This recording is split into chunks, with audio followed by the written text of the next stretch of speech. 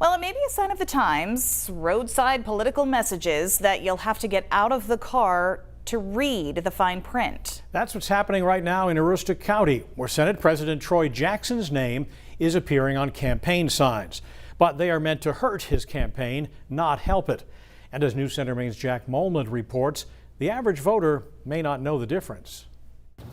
If you live in or have been through Aroostook County recently, you may have seen these signs that say, "Vote Troy Jackson, defund the police." Now, it's pretty easy to believe that these signs are paid for by Maine State Senate President Troy Jackson himself, but at a closer look, you realize that they are actually paid for by the Maine Republican Party.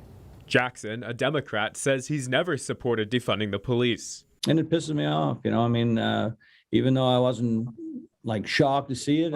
In the end, I think you're kind of shocked that they'd go that low on a flat out lie. Jackson says people likely aren't looking at the fine print that says the ads are paid for by the GOP. That, he says, could potentially sway voters. And they want to tear me down. And I don't expect this will be the last thing. I think this is the first thing, but you'll see more of their bull as they go on, because they're going to have to do it to beat me. And I'm just going to make damn sure that I work even harder to show people what it's really about, that I have delivered for them from one end of the district to the other. Sue Bernard, the Republican running against Jackson, refused to sit down for an interview. All she said in a text message is that the signs are not part of her campaign. Political analysts are weighing in, saying this isn't the first time national talking points were used to influence local races. The Maine Republican Party used the same defund the police message against Democrat Sarah Gideon when she ran against Susan Collins.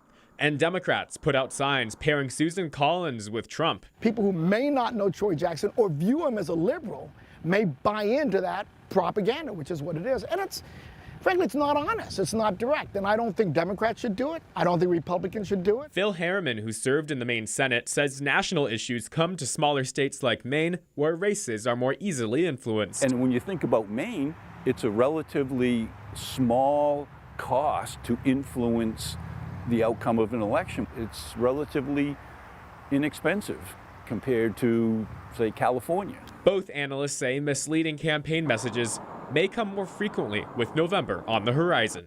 Jack Molland, News Center, Maine. We asked the Maine Republican Party for proof that Jackson supports defunding the police. The party's director, Jason Savage, did not offer any.